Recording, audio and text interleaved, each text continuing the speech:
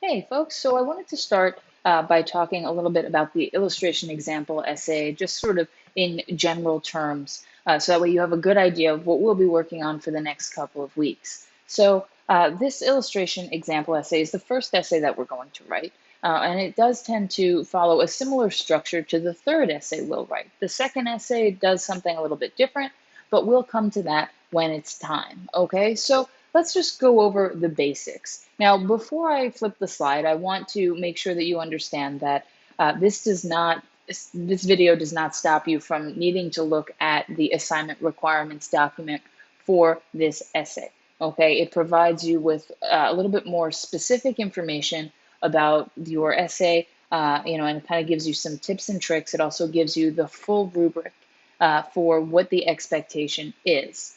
All right, so please keep that in mind. Also note that the checklist for Essay 1 is something that's beneficial to have around as you're working through ideas, even creating them in the earlier stages, just to make sure that you kind of have all your ducks in a row as you're working toward your finished product. Okay, so how is this illustration example essay broken down? Well, we have our topic selection, in which you will let me know which topic from the list, which is also on the next slide, you would like to work with. Okay, and in this assignment, it's also going to ask you to, sort of explain which position that you chose to use and kind of why you feel, that is the right position for you to choose. Okay, then we have the thesis statement in which you will write a thesis for me and let me know what your statement of purpose is and what your forecast elements are. Now, those words might seem totally foreign to you at this point, and that's okay. There will be another video that talks about thesis statements. All right, so hang tight for that one, but just know that you will have to include those things in your thesis. Okay, you also will have the opportunity to upload an outline for me. That will be completely optional. It's for no points. It's just specifically so that you can get some comments based on your ideas, the type of evidence that you're choosing, and your organizational plan. Okay, so do you have to upload an outline? No. Is it recommended? Sure, right? Anytime you can get comments is always something that is a benefit. All right. Then we have our draft assignment, okay, in which case you upload the best draft that you can possibly write, right? The best essay that you can possibly write without any sort of feedback, okay? So that's where that comes in. And then we will do a peer review of one another's essays. Peer review, I know a lot of you probably see this and think, oh no, busy work, but that's not what peer review is in this class, okay? If you make it more than that. Okay, that is solely up to you. If you look at peer review as an opportunity to understand the assignment better, as an opportunity to see what other people are doing, get ideas, then that could definitely, it can benefit you in more ways than one. And it also benefits your peers if you're providing thoughtful feedback. All right, so please keep that in mind when it comes to the peer review assignment. Now, that all culminates in a final draft. Now, please remember that the final draft is worth the 20% for the illustration example essay in our course. Okay, that one essay is worth 20%. So please make sure that you are putting in the necessary effort, the necessary understanding, the necessary time to be able to build the best essay that you can possibly make from not only your ideas, your peers' comments, my comments, and then we go from there. Okay? So keep that in mind. Now, what are the basic requirements for this assignment? Well, this assignment needs to be at least 2 full pages in length. Okay? Pretty basic. There is no outside resources. There are no outside resources for this assignment, so please don't go to the internet for ideas or for support for what you're writing. I want this to be purely from you. Okay, this is your perspective. These are your ideas. This is why you think whatever you think about your topic. Okay, now another thing is that this should be in third person only. Okay, only third person. Now, what does that mean? It means that you should not use I. You should not use we. You should not use us, you, any of those types of words, okay? You want to stick with this sort of general perspective that kind of suggests that this is a universal feeling. Whatever you're indicating in your essay is universal. Now, the reason for that, one, is because, I mean, practically speaking, your audience knows that you are the person with this perspective because you're writing this paper.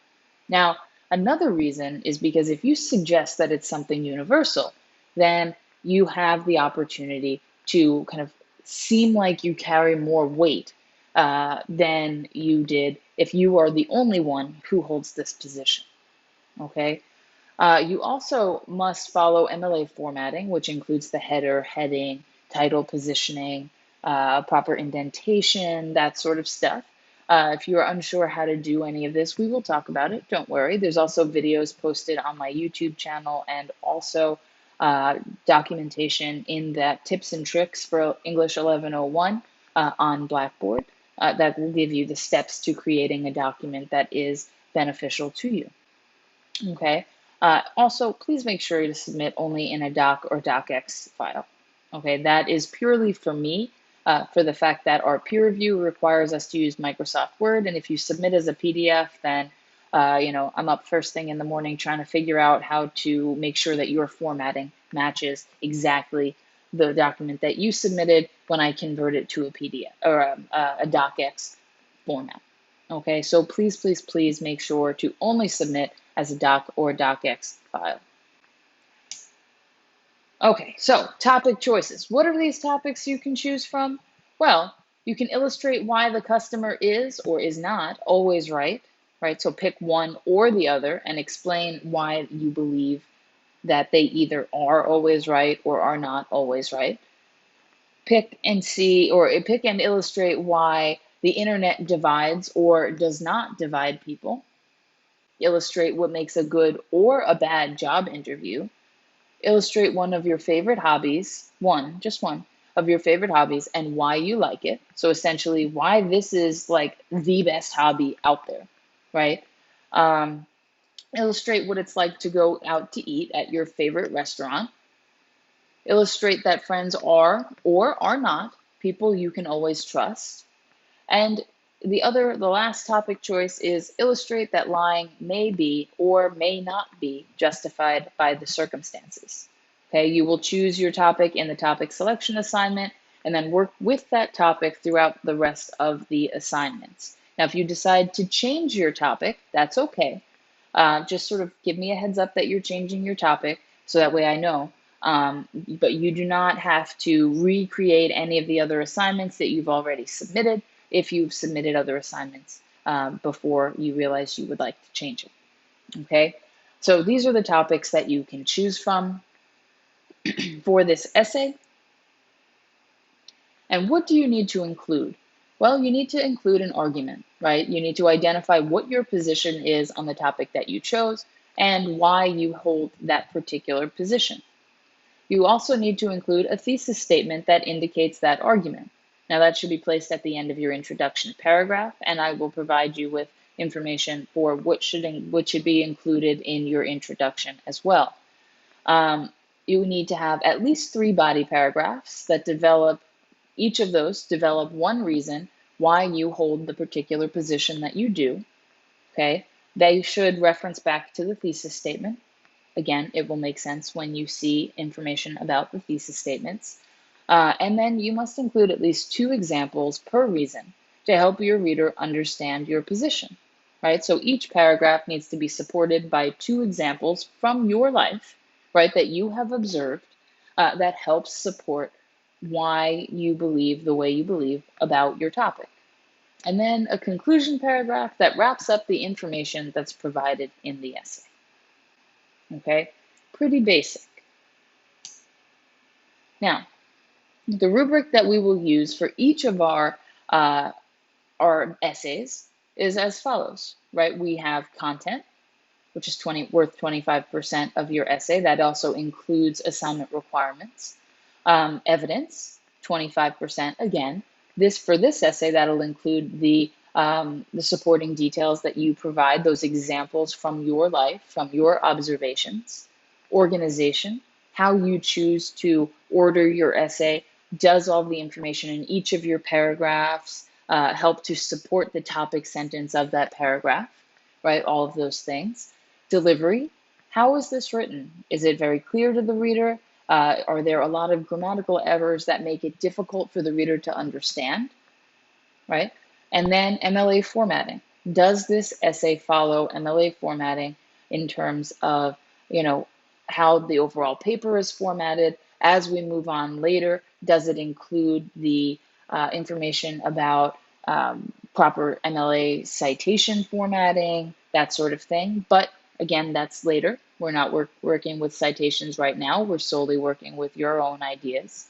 But this is the rubric that we'll use. And you can find this rubric, but much more more inclusive. It provides you with more ideas as far as what is expected from each section if you were to go into the assignment requirements document. Okay, it's on the last page, so that way you can easily see kind of what is happening there. Okay, so please take a look at that, familiarize yourself with the rubric, understand my expectation for you, so that way we're not surprised when it comes to that draft assignment grade or the final draft assignment grade. All right, so if anyone has any further questions, please email me, let me know. Otherwise, I hope you have a great rest of your day, and I'll see you on the next video.